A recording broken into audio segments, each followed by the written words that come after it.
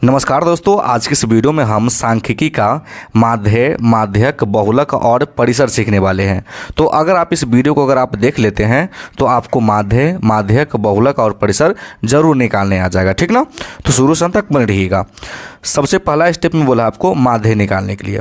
माध्य निकालना बहुत आसान है। देखिए बाबू, इसमें क्या होता है कि सभी पदों को आप जोड़ दीजिए और जितना पद है उससे भाग कर दीजिए और माध्य निकल जाएगा। तो यहाँ पे लिखेंगे हम लोग माध्य,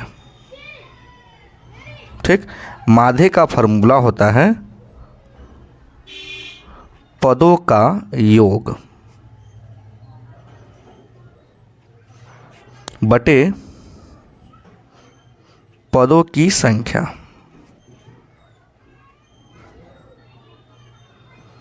ठीक। कहने का मतलब है बाबू कि इन सभी पदों को आप जोड़ दीजिए और कितना पद है उससे भाग कर दीजिए। तो चलिए हम जोड़ते हैं। 6 2 8, 8 3 11, 11 1 12, 12 8 कितना हो जाएगा बाबू 20, 20 5 25, 25 3 28। तो यहाँ पे हम लिख लेंगे बाबू 28। नीचे बोला है पदों की संख्या, तो 1 2 3 4 5 6 7, यहाँ पे दे देंगे हम लोग 7, है ना। 7 चौके 28। कहने का मतलब बाबू आपका जो आंसर आ गया 4 आ गया। इसी प्रकार से आपका माध्य निकलता है। कोई दिक्कत नहीं। चलिए दूसरा स्टेप में आपका बोला है माध्यक निकालने के लिए। माध्यक निकालने के लिए क्या होता है बाबू, देखिए हमको क्या करना पड़ेगा, ये जो पद दिया है इसको बढ़ते क्रम में लिख लीजिए या घटते क्रम में लिख लीजिए, ठीक ना। तो चलिए हम इसको बढ़ते क्रम में लिखते हैं। बढ़ते क्रम का मतलब क्या होता है कि इस छोटी संख्या को सबसे पहले आपको लिखना है। तो सबसे छोटी संख्या क्या है आपका 1 है, तो यहाँ पे लिख लेंगे हम लोग 1। 1 से बड़ा क्या है आपका 2 है, तो यहाँ पे लिख लेंगे हम लोग 2। 2 से बड़ा क्या है बाबू आपका 3 है ना। 3 से बड़ा इसमें 4 है, 4 नहीं है। 4 के बाद क्या आ जाएगा आपका बाबू 5 आ जाएगा। 5 से बड़ा क्या है आपका 6, तो यहाँ पर रख देंगे 6। 6 से बड़ा क्या है, तो 6 से बड़ा क्या है बाबू आपका 8 है, तो यहाँ पर रख देंगे 8। और 8 से बड़ा क्या है आपका 10, तो हम यहाँ पे रख दिए 10। ये आपका हो गया बाबू आपका बढ़ते क्रम। तो 1 2 3 4 5 6 7, 2 4 6 है ना 7, ठीक ना। अब ये सजाने के बाद क्या करना है बाबू, आपको पद गिन लेना है। तो इसमें टोटल पद 7 है, ठीक ना। तो हम क्या करेंगे बाबू, 3 पद आगे से घटाएंगे और 3 पद पीछे से घटा देंगे। जितना आगे से पद घटाएंगे उतना ही पीछे से भी घटाना है, ठीक ना। तो क्या बच गया बाबू आपका 5 बच गया, बीच में 5 बच गया और यही आपका माध्यक हो गया। कोई दिक्कत नहीं। एक सवाल हम और करते हैं माध्यक का। चलिए नीचे दिया है आपका माध्यक का 3, 6, 8, 10, 7, 3। इसको भी हम लोग क्या करेंगे बाबू बढ़ते क्रम में सजाएंगे, ठीक ना।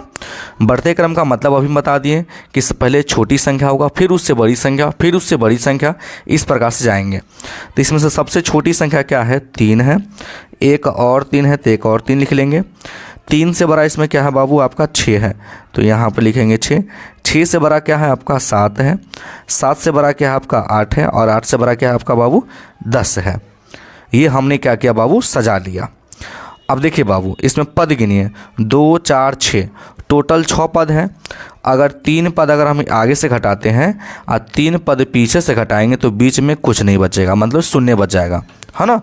तो इस प्रकार से हम क्या करेंगे 2 पद आगे से घटा देंगे, 2 पद पीछे से घटा देंगे, ठीक ना। तो कितना पद बच गया 2 पद, क्या बचा 6।